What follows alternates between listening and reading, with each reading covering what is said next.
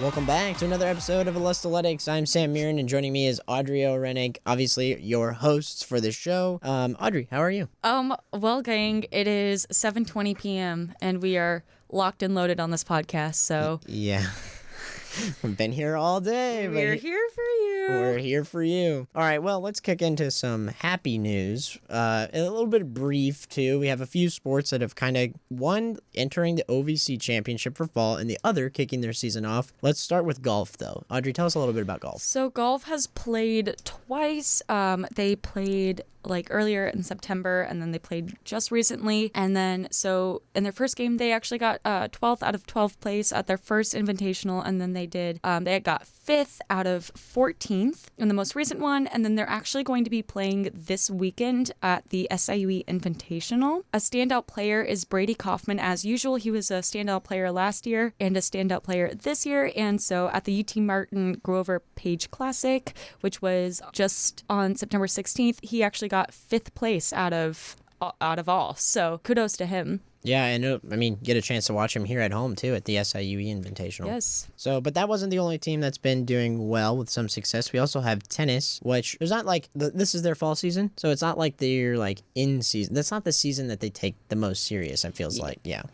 They actually just started the fall season, I think, last year, and they went, or not last year, 2 years ago. Yeah. And they went to the OVC championship for the fall twice, and they actually won their first one. I don't think they won last year, but they're going again, and this championship will be in Evansville, and that's this weekend, correct? The 26th through the 28th. Yes, that's correct. So they've had some success, and this will probably be going on in the midst of this release. So definitely something to keep an eye on for the Cougars in tennis, but that's not where the good news ends. We do have another team to talk about, and that's SIUE Volleyball, who has a 5-6 record. They'll have played yesterday, and they'll be playing today against Tennessee State starting OVC play. But volleyball has been a team to watch, hasn't it, Audrey? It has, which is very surprising because, we really didn't go into volleyball a lot over the past year of this podcast, but they are really making a name for themselves. Soccer has kind of died down and whatever, but volleyball is really making themselves known. They currently have a, like you said, a 5-6 record, and they just played last weekend in the Cougar Classic, which was at home, and they played against Austin, Air Force, and Seattle. Seattle was crazy, but they won all 3 games 3-2. Yeah, so in the 5th set, it was fun. I got to actually be there for some of the games, and it was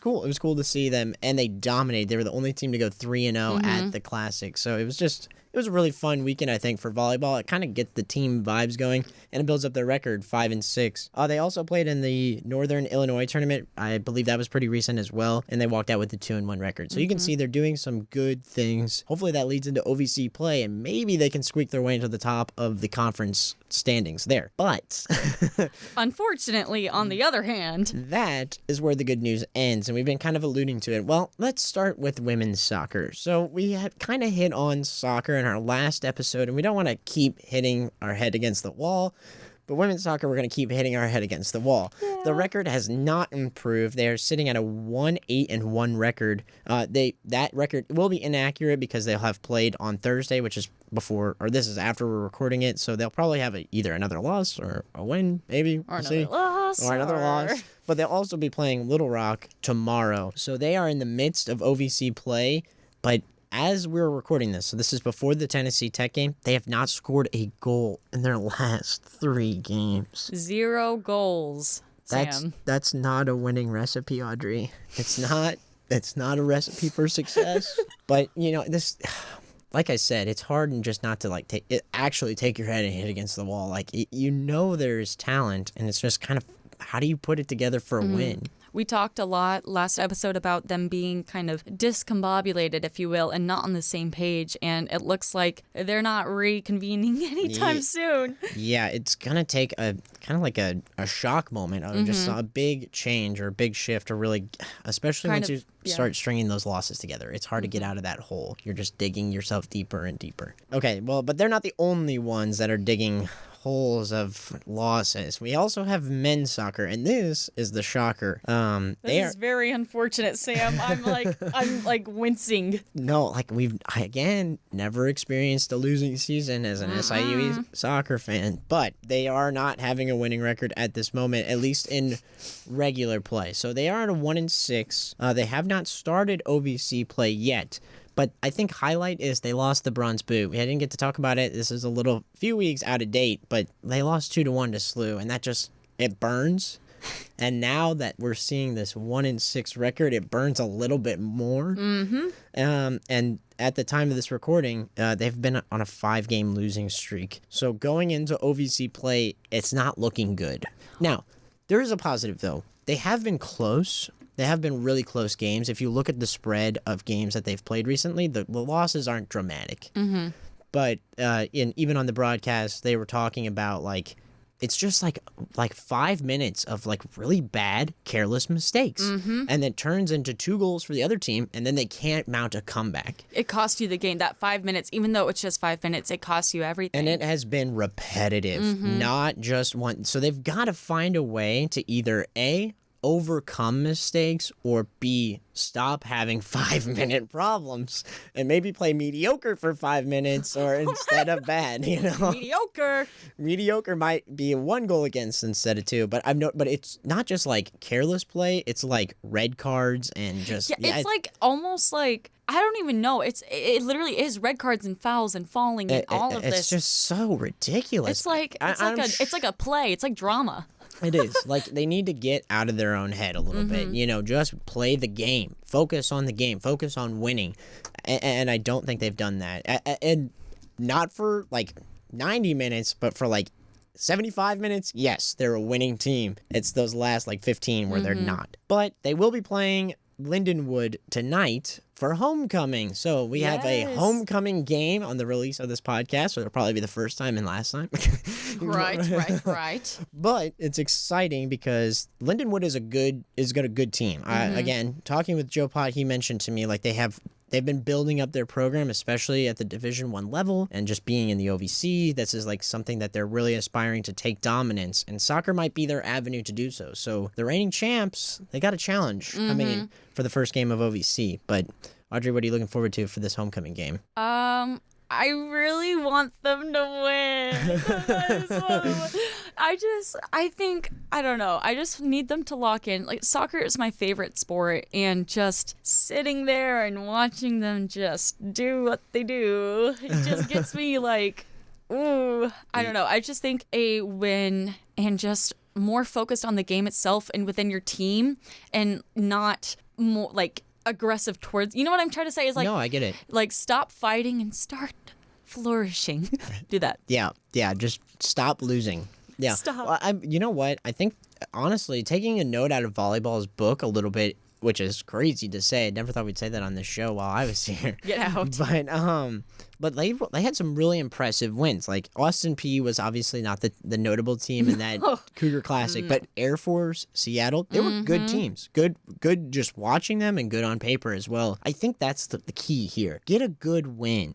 For both teams, for both soccer teams, if you can get maybe you don't even deserve to win, you just kind of squeak it out, against for example, Lindenwood is this key game, I think, for the men's soccer team, because it's the start of OVC. Can you start with a winning record, or are you digging out from below 500 already? I also think that playing at home for homecoming, to win that game was a huge boost. They lost bronze boots, so this is their only real kind of redemption for that whole spirit, you know what I mean? Yeah, especially on home turf. They don't really get another opportunity after this.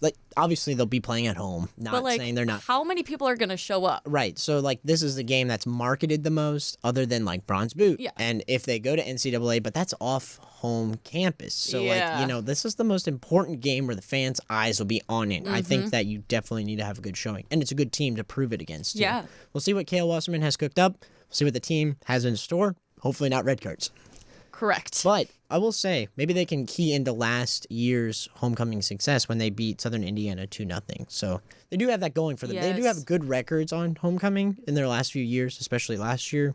But it's going to be interesting to see if they can, especially I know last year they started their record reverse. Instead of 1-6, it was 6-1. Yep. So it's like, are they going to make that kind of turn? I think, you know what else I just thought about this is the team even when they weren't winning games, they were tying. They were tying. Like, it was not a suffering I remember loss. like so many overtimes and then overtime and then a second overtime and then a third overtime and then PKs and then like it used to be intense. And that's what I really liked about it, was that it was intense in that way, not intense that they're like, you know, getting red cards all the time. I mean, of course I love a little red card here and there, but like when it gets to the point when it's like over and over and over, it's like this is not how you play the game. No, I think it's just a lack of focus. Yes. Yeah. A lack of mission almost, where it's like, hey, take whatever happens in the game, it's happening to you, the individual. Drop that and focus on the team and really push for the win. And we haven't seen it come to fulfillment. Yes, correct. Yeah. So the one win is concerning for both men and women's soccer. But again, if you're a fan of other sports, there's a lot to be looking forward to. That's true. For volleyball, that's definitely out of left field for us. You know, I don't think anyone really had them on our radar, but not to say that they were going to be bad. They actually did make the OVC tournament last season, which I think a lot of people forget, myself included. You know, But hey, they made it in, and they didn't play awful. I don't think they made it out of the first round. I don't have the stats in front of me, but like it's not like they've been spiraling, and now they're jumping up like softball did last year. That was one that was like really shocking. So definitely keep your eye on volleyball, especially as they enter OVC play. And that's it for this week's episode of Alestle. That is all, guys. But yeah, thanks for tuning in. If you are listening to this, you can check out our social media on Instagram and X for both of our podcasts. And not next week, but the week after next week, we'll be back with another episode of Alestle After Hours with two guests from the Alestle, along with that week's edition. So we'll be back in about 3 weeks with more sports updates here on Alestletics. Bye. Bye.